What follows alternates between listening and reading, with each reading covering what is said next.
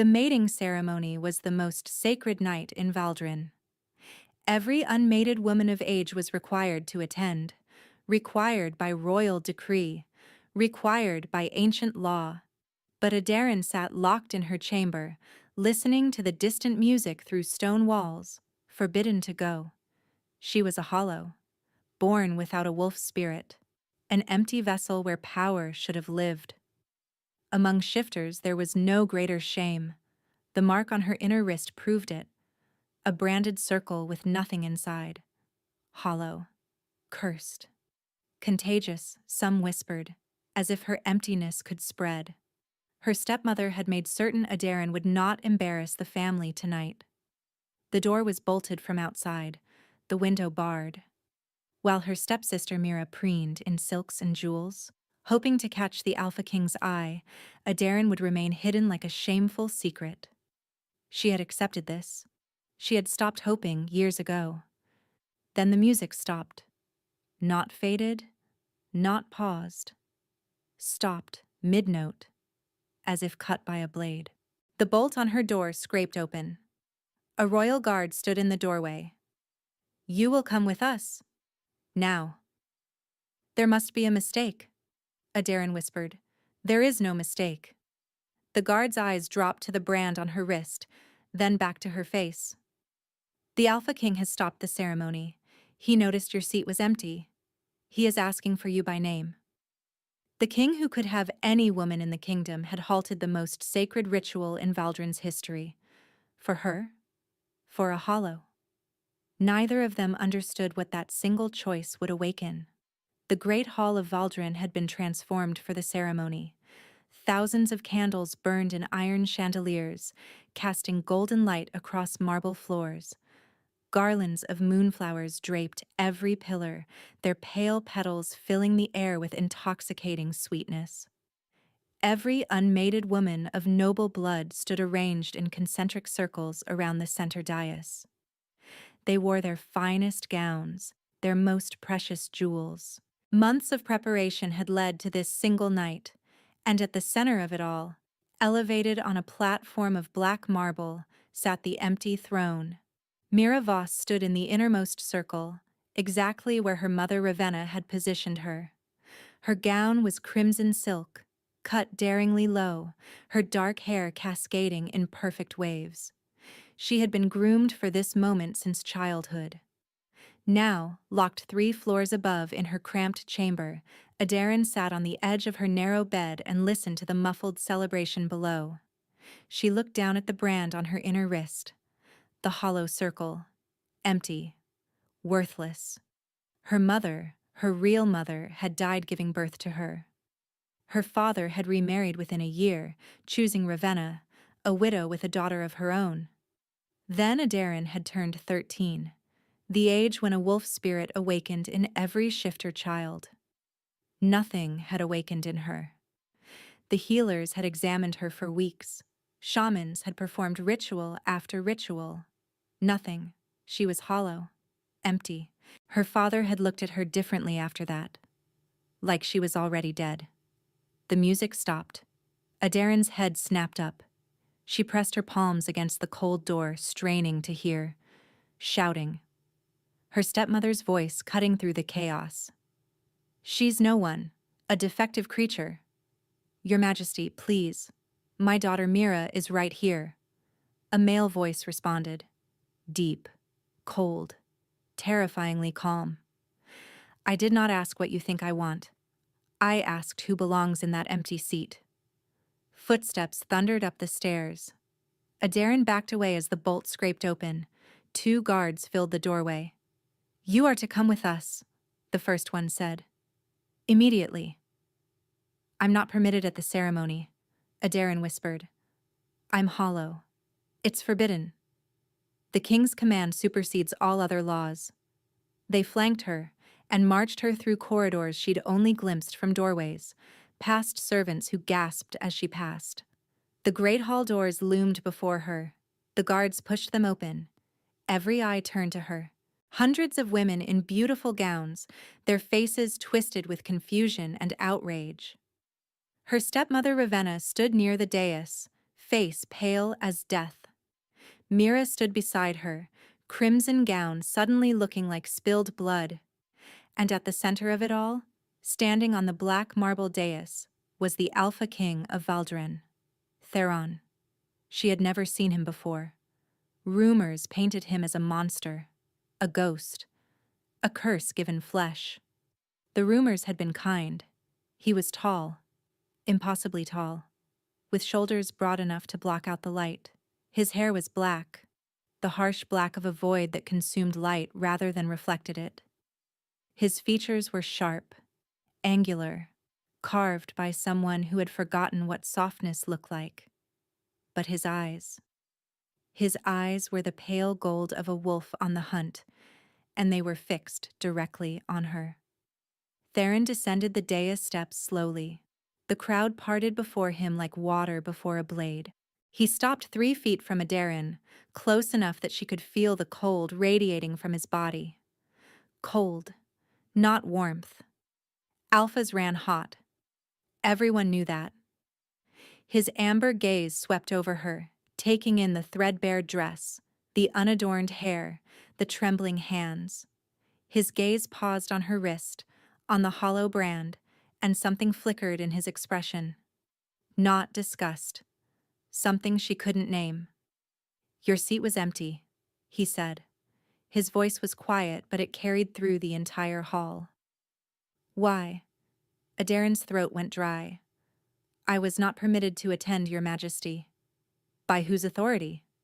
"Her family's," Ravenna cut in, stepping forward. "Your Majesty, you must understand. She's defective. A hollow. It would be an insult to allow such a creature."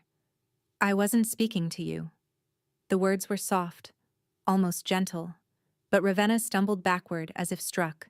Theron's wolf-bright stare never left Aderin's face. "Who commanded you to stay hidden?" "My stepmother," she whispered. "She locked me in my chamber. She said I would bring shame upon the family." He turned his head slightly toward Ravenna. "You locked away a woman required by law to attend this ceremony. You hid her from your king." "I was protecting the sanctity of the ritual. You made a decision that was not yours to make." He turned back to Aderin. For a long moment, he simply looked at her, that gaze pressing against her skin, searching for something she couldn't fathom. Then he spoke, and the world tilted beneath her feet. "This one. I choose this one." Chaos erupted, but Aderin stood frozen, unable to comprehend that the most powerful man in the kingdom had chosen her. The carriage moved through the night in silence. Aderin sat rigid on the velvet seat, watching the palace grow larger through the window. Moonlight turned its white stone towers to silver. She could still hear the screaming, her stepmother's shriek as the guards escorted her from the hall. Mira's sobs, the whispers of hundreds of women who had spent their lives preparing for this moment. He had chosen the hollow. None of it made sense. The carriage stopped. A footman opened the door and Aderin stepped onto smooth stone. The palace loomed above her, impossibly grand. She followed a servant through corridors of polished marble, past guards who stood motionless as statues. Finally, they stopped before a door of dark wood carved with wolves. "His Majesty will see you now." The room beyond was a study lined with books. A fire crackled in the hearth despite the warm night. And standing before that fire, his back to her, was the Alpha King. He didn't turn as she entered. "Your Majesty," Aderin said, sinking into a curtsy. "I don't understand why you've chosen me. There must be some mistake." "There is no mistake." He turned, and Aderin's breath caught. In the intimate glow of the fire, she could see details distance had hidden. The shadows under his eyes, dark as bruises.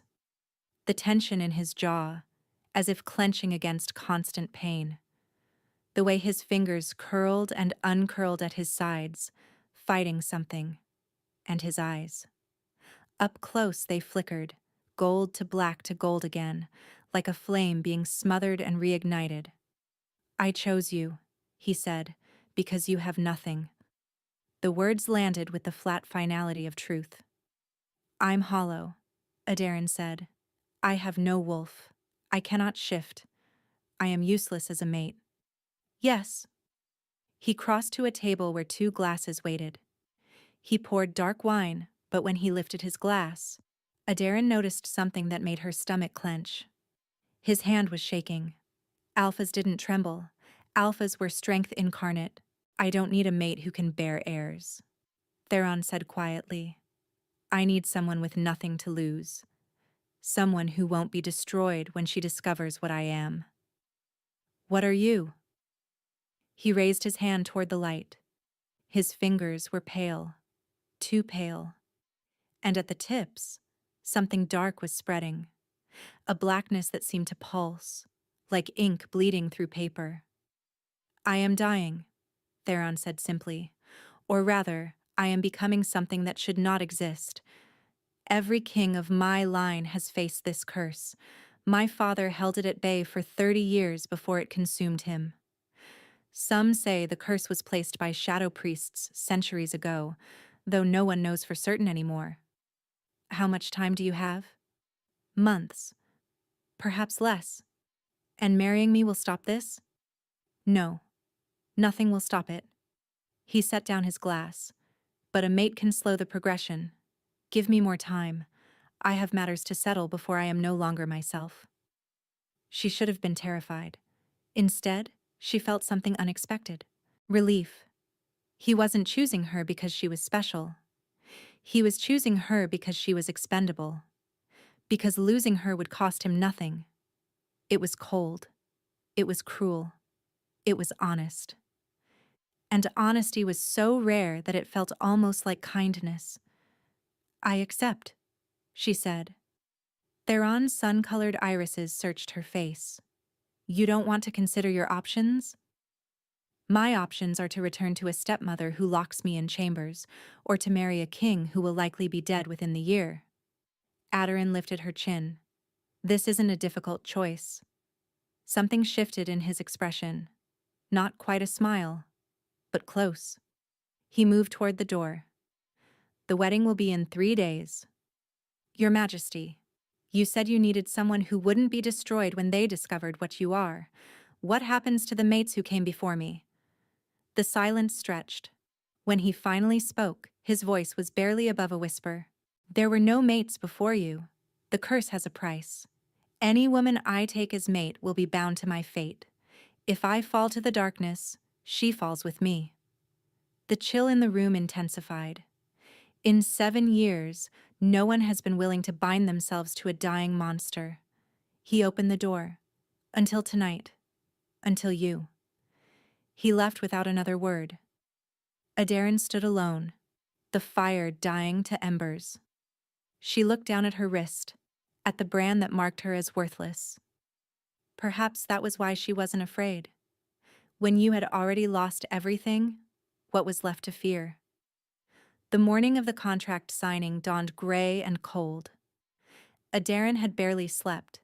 The chambers they'd given her were larger than her stepmother's entire house, a canopied bed draped in silver silk, windows overlooking gardens that seemed to stretch forever. Servants had arrived at dawn. They'd bathed her, dressed her in a gown of deep blue velvet, and arranged her hair in elaborate coils. None of them mentioned the brand on her wrist, though she caught them glancing at it. Now she stood outside the council chamber. Her stepmother was inside. The contract required a family witness. The doors opened. The council chamber was cold marble and colder faces. A long table dominated the space, surrounded by advisors in formal robes. At the head sat Theron, dressed in black. And at the far end, looking like she'd swallowed something rotten, sat Ravenna Voss. Lady Adaryn, please, be seated. She sat, folding her hands to hide their trembling. Theron raised a hand, cutting off the advisor who began to speak. I'll explain the terms myself. He turned to Adaryn. You will be my wife, my queen. You will have access to the full resources of the crown. In exchange, you will stand beside me at official functions and fulfill ceremonial duties. And the other duties? Ravenna's voice cut through. Surely His Majesty expects an heir. How exactly does he intend to produce one with a woman who has no wolf? Theron's amber gaze fixed on Ravenna with an expression that made her shrink back. The matter of heirs is none of your concern. She's my stepdaughter. She was your stepdaughter. His voice dropped another degree. As of this moment, she is my betrothed, my queen. You have no claim on her, you have no authority over her, and you will not speak to her without my explicit permission. Ravenna's face went white. I understand perfectly what you've done, Theron continued. You locked away a woman legally required to attend the mating ceremony. You've spent years hiding her, shaming her, treating her as something less than human. He moved around the table, footsteps silent on marble. Ravenna tried to rise but couldn't. She remained frozen as frost crept across the table's surface, spreading outward from where his hands had rested. Sign the contract, Theron said. Then leave my palace. You are no longer welcome here. Ravenna's hand shook as she signed. The moment she finished, she fled. The frost began to recede. Aderin stared at the table, watching ice evaporate into mist. You're cold. Alphas don't produce frost. His jaw tightened. The curse. The cold will worsen as it progresses. Eventually, everything I touch will freeze. His voice was flat. Including you, potentially. Which is why the contract includes an escape clause. Article 7. If the curse accelerates beyond a certain point, the marriage can be dissolved. Aderin pulled the document toward her, scanning until she found the clause. It was there, a way out. Why give me an escape? She asked softly. You could trap me? Pain flickered in his expression. Because I know what it is to be trapped. I wouldn't wish that on anyone. Especially not you. Especially not you. The words echoed as she signed the contract. As the council filed out, Aderin lingered. Why did you choose me? Truly? Theron was quiet for a long moment. When I walked into that ceremony, I felt it immediately. Something was wrong. Something was missing. Then I saw your seat. Empty.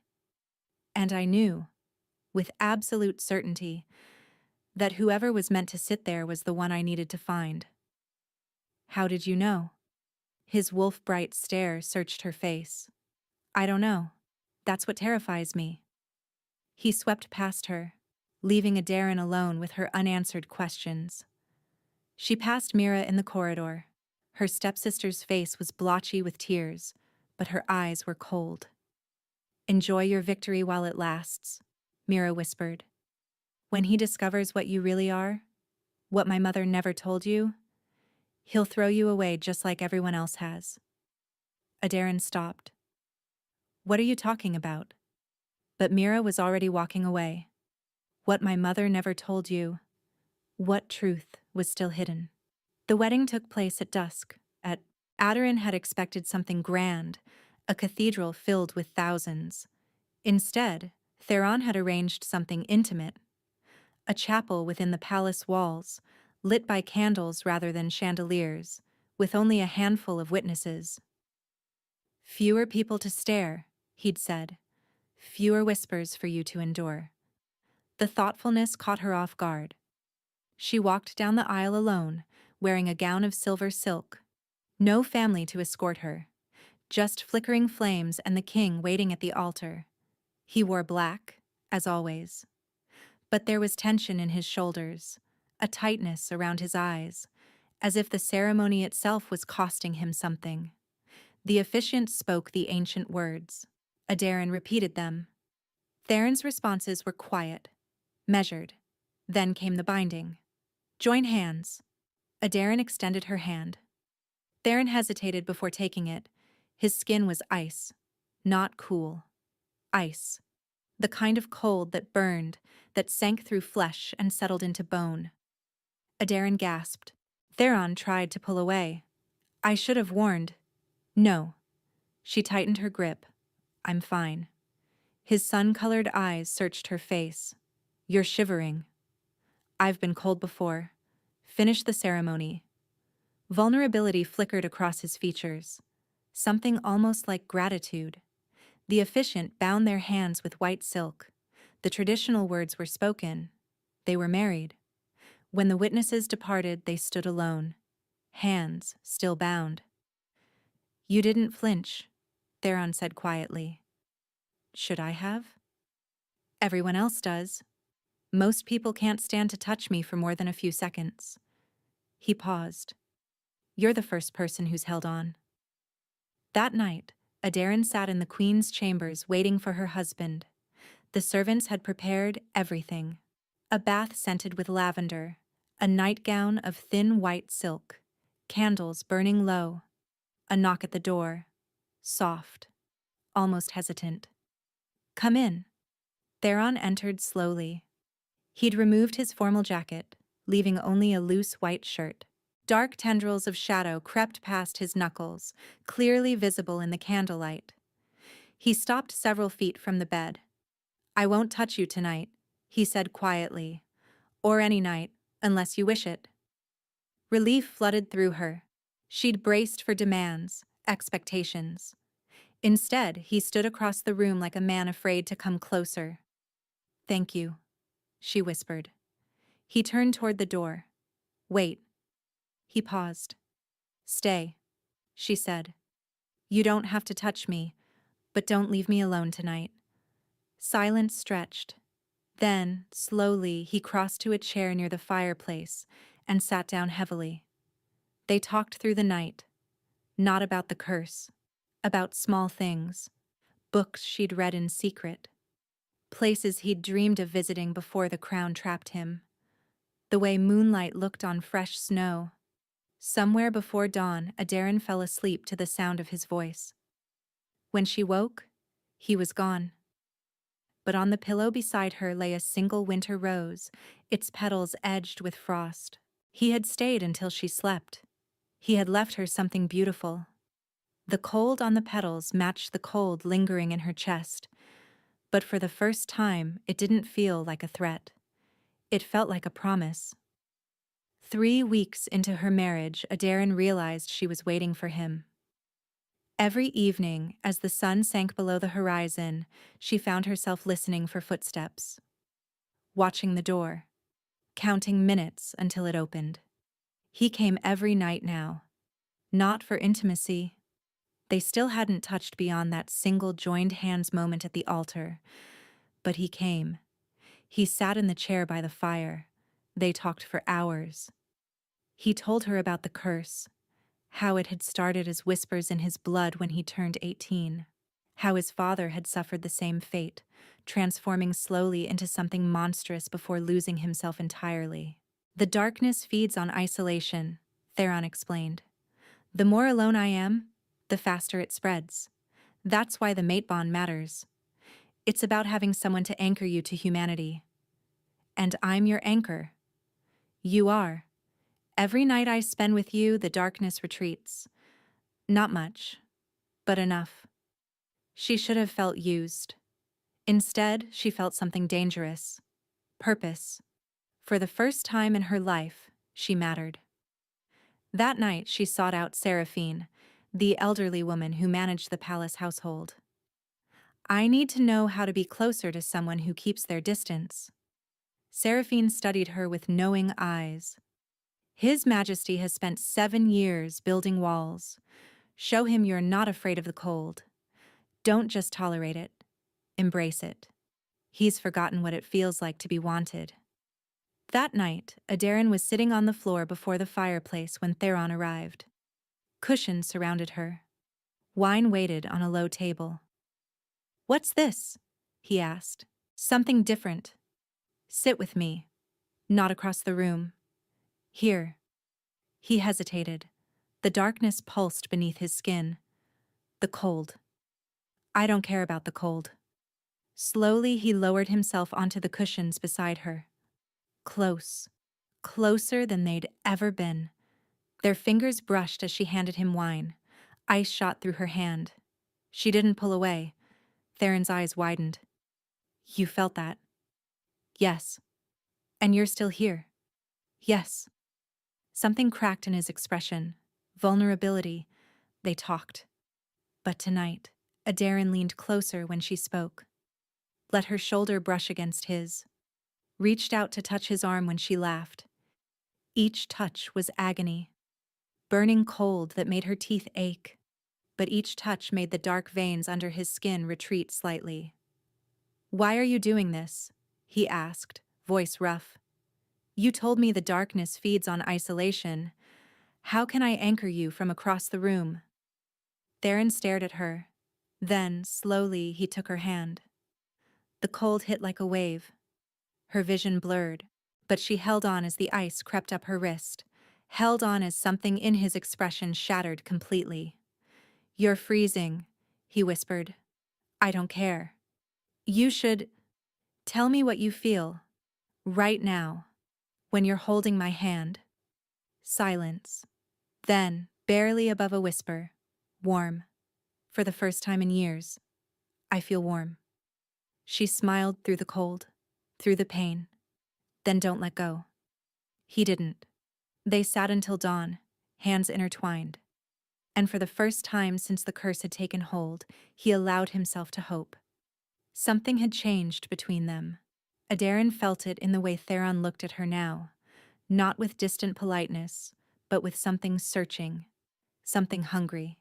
He came earlier each evening, sometimes before dinner, bringing food so they could eat together. The first time, she'd been so surprised she'd forgotten to speak. "I thought we might try something different," he'd said, echoing her words. And there had been something almost playful in his voice. They talked about everything now. His fears about the kingdom.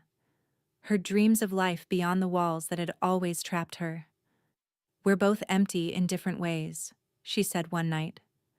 Theron turned to look at her. "You're not empty. You never were. I have no wolf." The healers confirmed it. The healers were wrong. He reached out, his cold fingers brushing her cheek. "I've spent my life surrounded by people with powerful wolves. None of them have what you have." "What do I have?" "Courage, kindness, the ability to sit beside a monster every night and make him feel human." His thumb traced her cheekbone. "That's not nothing. That's everything." Her breath caught. The cold of his touch should have been painful. Instead, it felt like coming home. She was falling in love with him. They had started sharing the bed, not for intimacy, but for warmth. Her body heat seemed to ease his suffering. One night she woke to find him shivering beside her despite being buried under blankets. "It's getting worse," he whispered. "The darkness. Every day there's less of me left." She held him tighter. "Then take what you need from me." "I can't ask that." "You're not asking, I'm offering." She pressed her lips against his frozen forehead. "Whatever you need, I'm here." Weeks passed. The curse's hold on him wasn't spreading as fast. Even the advisors had noticed. "What are you doing to him?" Seraphine asked one afternoon. "He smiled yesterday, in public. 3 servants fainted from shock." Adarin laughed, the sound surprising her. "He's not as cold as everyone thinks." "And you, my lady, how are you finding your new life?" "I think I might be happy. I didn't know I could be happy." That night, Theron arrived with a troubled expression. He paced instead of sitting. "The council is pressuring me about an heir. They need assurance the bloodline will continue." Adarin rose and crossed to him. Slowly, she reached up and cupped his face. The cold was instant, biting. But she held on. "What do you want?" "Not what the council wants. What do you want?" His mask crumbled. "You," he whispered. "I want you in ways I have no right to want. I want to touch you without fearing I'll freeze you. I want to love you, but I can't." "The curse." "What about the curse?" He pulled away. The shadows were pulsing now, dark veins spreading up his neck. "There's something I haven't told you. If I fall in love with you, truly fall in love, the curse will come for you too." The words hung like a blade. Every king of my line has watched someone they love die because of this curse. My father watched my mother wither away. That's why I chose you. Someone I thought I could never love. Someone who would be safe because I'd never care enough to doom them. And now? Now I care so much it terrifies me. Every moment I spend with you brings the curse closer to you. She did something that surprised them both. She laughed. You chose me because I had nothing. Because losing me would cost you nothing. And now you're telling me I matter so much that loving me might kill me. This isn't a joke. No, it's not. She took his hands, pressing them against her heart. I spent my entire life being nothing to everyone, and now you're telling me I matter enough to be worth dying for. That's not nothing. That's everything. He made a broken sound and pulled her into his arms. The cold was devastating. Her vision blurred, but beneath the ice, she felt his heart pounding. I won't let it take you, he whispered. I'll find a way. We'll find a way together. And somewhere beyond the window, watching from the shadows where a bribed servant had told her exactly where to stand, Mira smiled. She had finally found what she needed. The queen's weakness was the king himself. 2 months into their marriage, something awakened inside Aderin. It started as a fever, a burning in her chest that spread outward, consuming everything. She woke gasping, her skin so hot that the sheets had begun to smolder. Aderin! Theron reached for her face. The moment he touched her, steam rose from his palms. He jerked back with a hiss. What's happening to me? Her vision was blurring. Colors swam at the edges, orange, gold, red, like fire, like the sun itself was burning inside her skull. She screamed. Fire erupted from her hands, her eyes, and her mouth. Flames that burned white and gold, illuminating the room with blinding light. Then, silence. Aderin collapsed against the pillows. The fever was gone, but something else had taken its place. Warmth. Pure, radiant warmth pulsing from her core. She looked down at her hands. They were glowing. A soft golden light emanating from her skin. And on her wrist, the hollow brand was transforming. The empty circle filling with a blazing sun symbol that seemed to burn with inner fire. That's impossible, Theron breathed. The door burst open. Seraphine rushed in, followed by healers. And behind them, face twisted with triumph, stood Mira. She had slipped in during the chaos, following the healers through doors that guards had abandoned in their panic. I told you there was something wrong with her. Mira pointed at Aderin. She's not a hollow. She's something far worse. Mira, what are you talking about? Your mother. Your real mother. The one everyone thinks died giving birth to you. Mira's voice dripped venom. She didn't die. She was executed. Burned at the stake for what she was. The room went silent. A Solari, Mira continued. A sun-blooded witch. The most dangerous beings in existence. Capable of burning entire kingdoms to ash. Your mother killed 300 people when her power manifested. That's why my mother had you bound. That's why you were branded as hollow. Because if anyone discovered what you really were, they would have killed you too. Aderin's mind reeled. Everything she'd believed, the emptiness, the shame, had been a lie. The binding is failing, a healer said. The seal is dissolving. Without it, her power will consume her. How long? Days. Perhaps a week. Silence fell. Aderin looked at Theron. His curse was killing him with cold. Her power was killing her with fire. Leave us, Theron commanded. When they were alone, he took her hands. Steam rose where their skin met. I should have known, Aderin whispered. Known what? You didn't know. I'm going to die, we both are. Tears streamed down her cheeks, evaporating on her heated skin. I love you. I know it feeds your curse, but I can't help it. His eyes closed. Pain rippled across his features. I love you too, he said.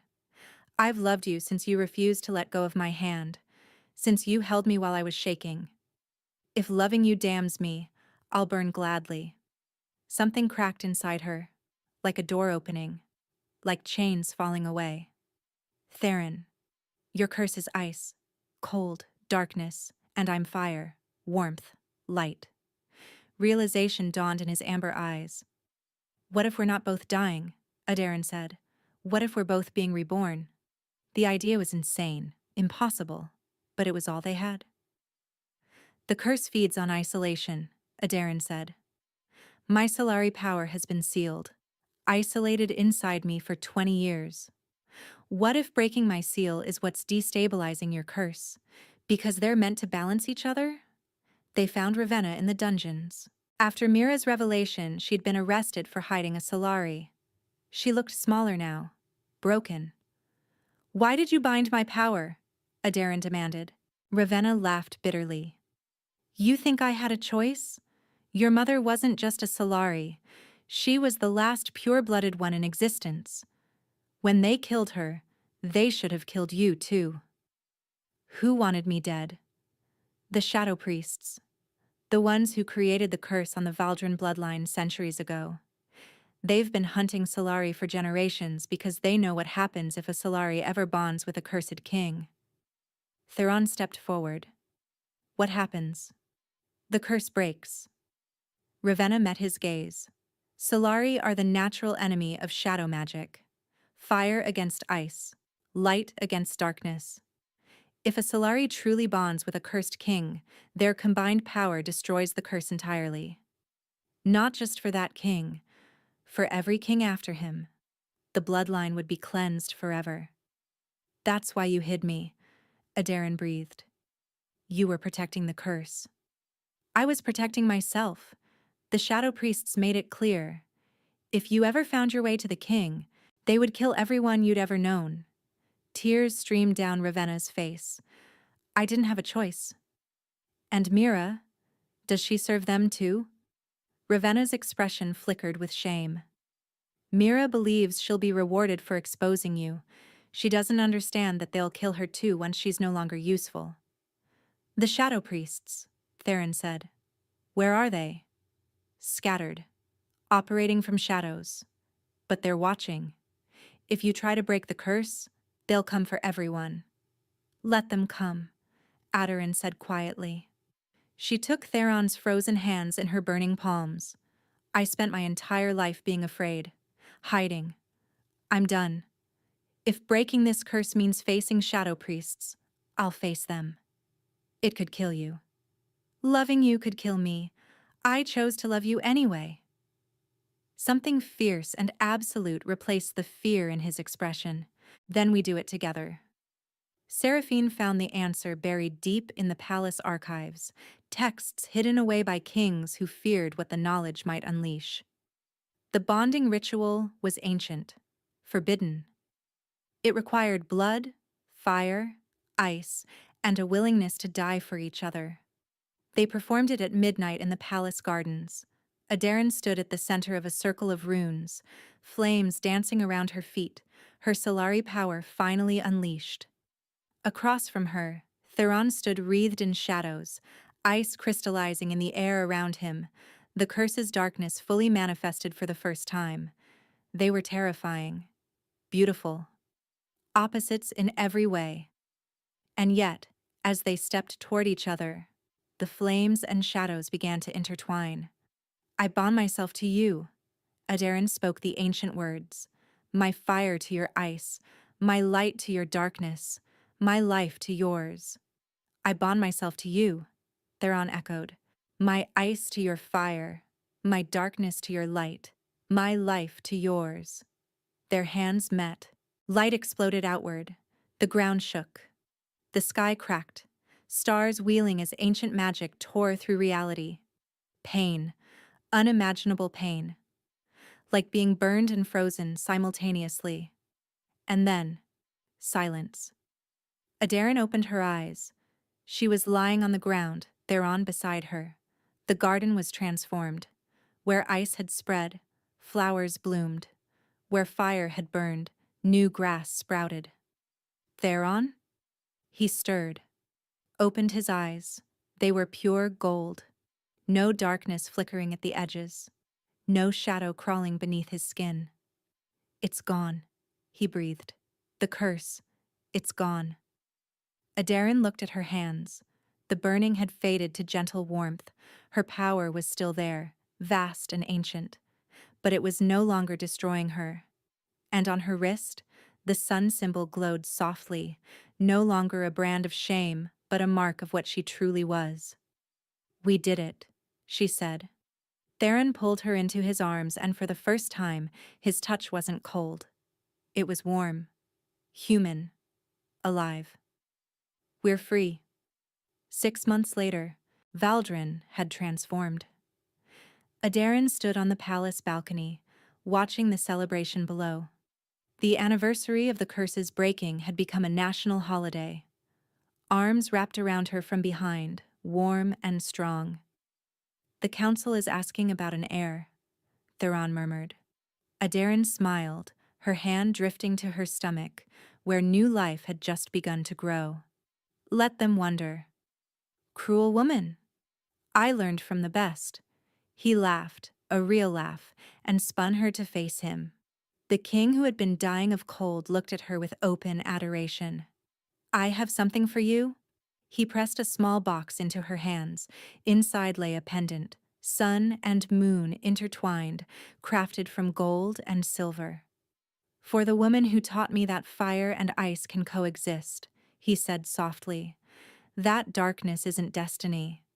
That even monsters can learn to love. She kissed him there on the balcony, with the whole kingdom celebrating below. Mira had been exiled. The shadow priests abandoned her the moment the curse shattered, her usefulness spent. Ravenna remained imprisoned, and the shadow priests themselves had scattered to the wind, their centuries-old work undone in a single night. Below, she saw Seraphine raising a glass to them from the crowd. I love you, Theron said. I love you too, always. The fireworks reached their crescendo, explosions of color lighting up the night. Fire and ice, light and shadow. Two broken people who had found each other in darkness and built something beautiful. Neither of them had expected love. Both of them had found it anyway. And in the end, that had made all the difference. Thank you for listening to this story. If you enjoyed it, please like, subscribe, and let me know in the comments what you thought. Your support means everything, and I read every single comment. Until next time, may you find your own light in the darkness.